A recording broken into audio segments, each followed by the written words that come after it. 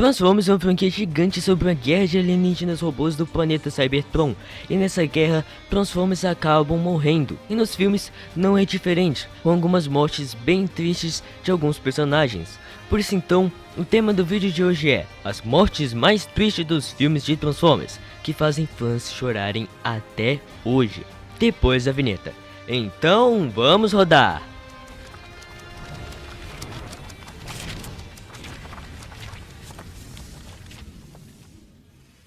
Olá cybertronianos e cybertronianas, sejam todos bem-vindos a mais um vídeo do canal Nação Transformers. E como dito antes, hoje iremos falar dos top 7 Transformers com mortes mais tristes nos filmes. Às vezes nem sempre todos esses personagens são bem aproveitados nos filmes, mas os diretores dos filmes fazem uma cena bem emocional com um ar bem triste, deixando um final dramático para os personagens.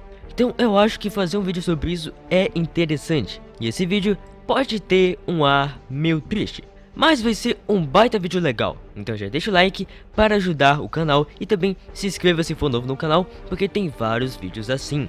Então, vamos começar! E começando o top 7 com um personagem bem querido dos fãs, o Jazz. Jazz, um personagem que, mesmo que não tenha aparecido tanto, é um personagem bem marcante para vários fãs, e não só apenas no filme. É um personagem muito famoso, mas que partiu cedo nos filmes. Sua primeira e única participação em um filme de Transformers foi no primeiro filme live action da franquia. E ele é aquele cara que tem uma personalidade meio jovem e brincalhão, com modo alternativo que é um fino. Mas na batalha final do filme, o Jazz impressiona.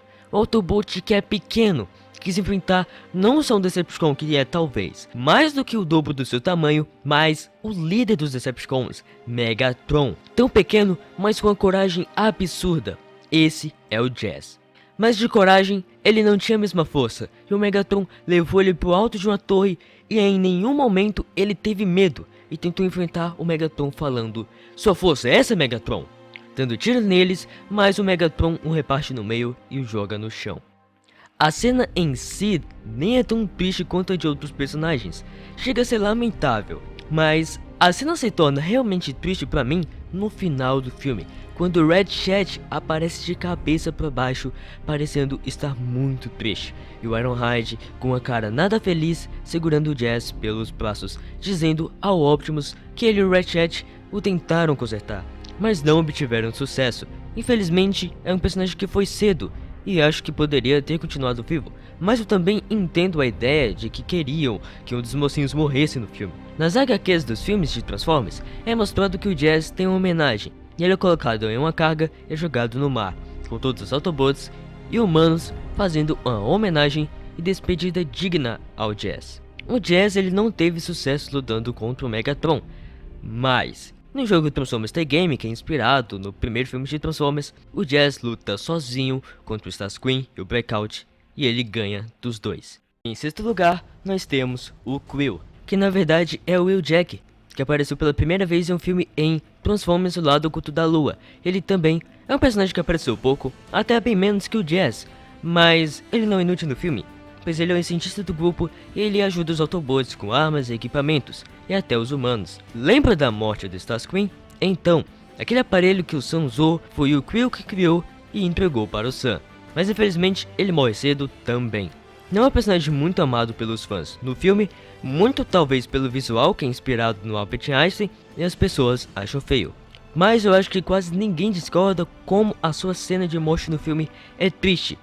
5 Autobots são capturados pelos Decepticons na batalha final do filme, com Soundwave decidindo o seguinte: 100 prisioneiros, apenas troféus.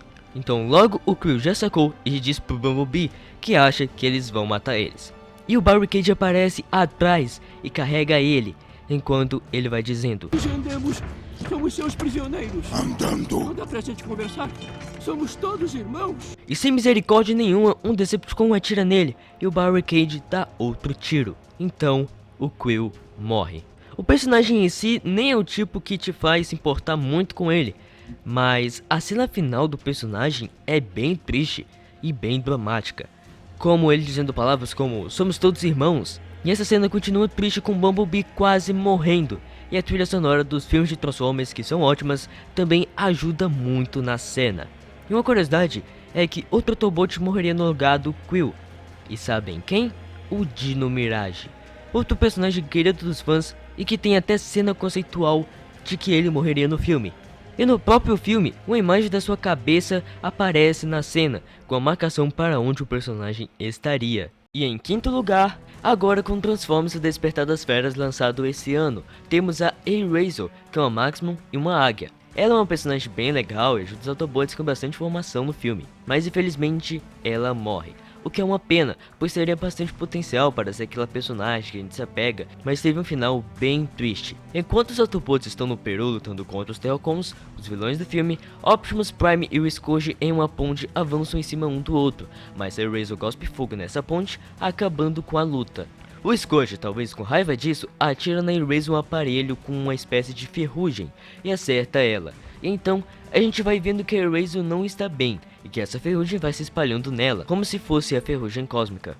Até que quando ainda no Peru, os humanos estão dormindo, de manhã, a Helena acorda e ouve sons estranhos. Era a Airazor sendo corrompida por essa ferrugem. O Optimus Prime tenta atirar na Airazor, mas o Optimus Prime não deixa e ela vai embora.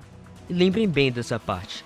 A Helena, que estava com a chave Transwarp que os Terracons queriam, é pega pela Airazor, mas não uma Airazor de verdade, e sim uma Airazor corrompida, e o Optimus Primal vai atrás dela. Até que eles meio que têm uma luta, e a Airazor, sem aguentar mais essa ferrugem tomando o controle dela, fala pro Optimus Primal matar ela.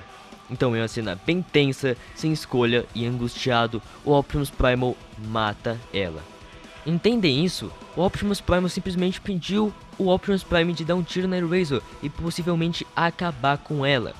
E acabou que ele mesmo teve que matar ela. Uma cena muito dramática, com a Airazor falando pra ele matar ela. Esse é um tipo de despedida, digamos assim, bem triste para um personagem. Talvez você nem tenha se apegado com o personagem, mas a morte dela é bem triste. Eu acho que ela é um personagem que teve seus momentos, mas que poderia ter ficado mais tempo, como na batalha final, que é onde os Maximus se transforma, até porque a gente nem viu o seu modo alternativo de robô no filme. E em quarto lugar, agora com Transformers: O Despertar das Feras de novo, temos o Bumblebee. Que curioso, nos filmes do Michael Bay era tipo impossível ele morrer, mas nesse novo reboot o Bumblebee já morreu em umas 2 vezes. No primeiro filme que ele deu aquela apagada e aí considera como uma morte quem quiser, mas agora, morrer mesmo, ele morre em Transformers: O Despertar das Feras. E tudo começa com os Autobots indo atrás da chave Transwarp em um museu, mas são surpreendidos pelos Terracons, então começa uma baita luta. E o Scourge surpreende, se mostrando ser mais forte do que todos, e derruba o Optimus Prime com uma boa facilidade. O Bumblebee então, para salvar ele, pega o machado do Optimus Prime e avança para cima do Scourge, mas o Scourge tem um reflexo ótimo e vira rapidamente acertando a sua espada no Bumblebee. E dá um tiro nele e ainda tira sua insígnia Autobot da cabeça dele como troféu, já que o Scourge coleta as insígnias dos oponentes que derrota. Então, o Bumblebee morre. Os Autobots ficam em luto, principalmente o Optimus Prime, que teve que assistir tudo isso sem poder fazer nada. Mas quando eles já estão com os Maximus na batalha final, uma grande onda de Energon passa no Bumblebee, que pra quem não sabe, Energon é a fonte de vida dos Transformers, e o Bumblebee consegue voltar à vida, indo pra batalha final de forma épica e ajudando os Autobots e os Maximus. O Optimus Prime então derrota o Scourge e devolve a insígnia do Bumblebee. Eu acho que o Bumblebee teve um arco até que bem bacana no filme. Esse já é um caso de um personagem que já voltou à vida na nossa lista. Mas a morte do Bumblebee não deixa de ser triste, até porque é um baita personagem da franquia e muito famoso, e a gente se preocupa com ele. E todo o jeito que a cena é montada com a trilha sonora e o Optimus Prime tendo que ver tudo isso sem fazer nada, deixa a cena muito triste. Agora a gente começa a entrar na parte que mexe com o sentimento dos fãs, e se preparem, que a partir do terceiro lugar é só cena triste. Vamos falar agora da morte do Ironhide, talvez uma das partidas mais tristes de um personagem de Transformers nos filmes, e uma das mais faladas. E quando se fala de Ironhide só vem coisa boa na minha mente. Ele é disparado meu personagem favorito de toda a franquia, pelo menos até o lançamento desse vídeo. Nos filmes, ele é um personagem com um visual incrível, é forte e corajoso e muito casca grossa. Que pra ter ideia, ele é o único que teve a moral de bater no Optimus Prime Brawl e fazer ele se transformar. um personagem que aparece nos filmes desde o primeiro filme até uma despedida triste no terceiro. Enquanto ele sente um combate tenso ao lado do Sideswipe contra 2 Decepticons para proteger o Sentinel Prime na base da Nash, e o Ironhide fica encarregado de proteger o Sentinel Prime dos Decepticons. Pois quem assistiu o filme sabe que tem todo o lance dos pilares que o Sentinel Prime criou e os Decepticons querem. Mas o Sentinel Prime vem com um papo muito suspeito e se revela ter se aliado com o Megatron e saca uma arma de ferrugem cósmica e atira no Ironhide pelas costas. Um baita traidor, o Sentinel Prime, e um covarde também. E o Ironhide vai derretendo e sem entender nada, ele pergunta: O que foi que você fez? E o Sentinel Prime sem pena diz que ele está tirando ele do serviço e dá outro tiro. E um detalhe: quando ele dá esse outro tiro, dá pra ver o Ironhide colocando a mão no canhão pro Sentinel Prime não atirar nele. Mas como o Ironhide estava ficando sem forças nenhuma, o Sentinel Prime conseguiu atirar. Então ele tenta atirar no Bumblebee, não consegue acertar, causa o caos e vai embora, e o Ironhide morre com uma morte muito dramática. Mas agora eu quero que vocês comentem: é uma luta corpo a corpo, quem ganharia? O Ironhide ou o Sentinel Prime? Com o segundo filme da franquia, Transformers: A Vingança dos Derrotados, temos uma morte bem triste também e fez pessoas chorarem nos cinemas. A morte do Optimus Prime acontece em uma das cenas mais épicas ou a mais épica do filme. Os Decepticons tinham conseguido capturar o Sam para tirar informações do Spark da sua mente, mas o Optimus Prime e o Bumblebee chegam no local de forma épica e começam uma baita trocação de socos e tiros, até uma perseguição a uma floresta, que causa uma das cenas mais épicas do filme e talvez até uma das mais épicas de toda a franquia Transformers: a Batalha da Floresta. O Optimus e o Megatron começam uma batalha frenética nessa floresta, com o Optimus indo pra cima dele com muita raiva. E nesse começo, o Optimus domina a luta e o Megatron chama reforços, chegando o Grindor e o Starscream. Pode-se dizer que é um dos Decepticons mais fortes. E então, o Optimus sozinho luta contra 3 Decepticons e protegendo o Sam ao mesmo tempo.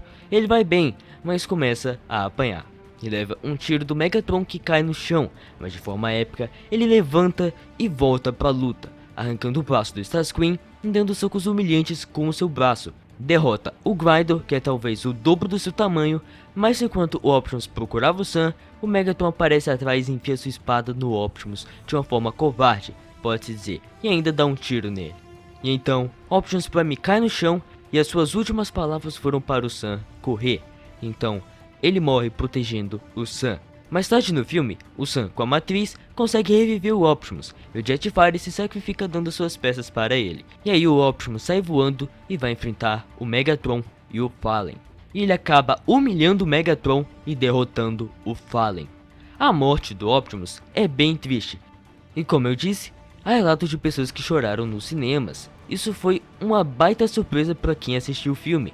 E toda a construção da cena, de uma batalha épica, até a forma que acaba, quando você assiste pela primeira vez você não espera nem um pouco a morte do Optimus. Em primeiro lugar, eu coloquei um personagem que simplesmente tem uma morte bem dramática, o Red Chat. Eu não sei se todos vão concordar se essa é a morte mais triste, mas é uma cena muito bem construída, e foi bem difícil decidir o primeiro lugar dessa lista. O Red Chat, que é o médico dos Autobots, está desde o primeiro filme como Ironhide, mas da equipe que tinha Optimus Prime, Jazz, Ironhide, Bumblebee e o Red Chat, tirando o Optimus Prime e o Bumblebee, o Red Chat é o Autobot que mais viveu tempo, até o quarto filme.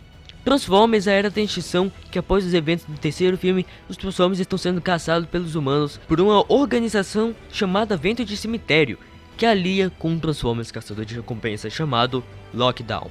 Então, temos toda uma cena do Vento de Cemitério caçando um Transformers, que na verdade é o Red Chat, que está escondido em um navio, mas que sai voando em explosão por bombas. Ele se transforma e tenta fugir, mas acaba sendo bombardeado por várias explosões em cima dele, até que ele volta pro modo robô e corre, mas toma um tiro que o faz perder a sua perna. E é encurralado e tenta conversar com os humanos e diz que é um Autobot, mas o Lockdown acerta um tiro em cheio nele e os humanos começam a atirar e destruir ele sem piedade nenhuma, ficando só aos pedaços, coitado. Então o Lockdown chega e só diz que deixaria ele vivo se dissesse onde o Optimus Prime está. Mas como um Autobot leal e um velho amigo do Optimus, ele simplesmente responde nunca. E o Lockdown o mata, mas o Red Chat morre com dignidade.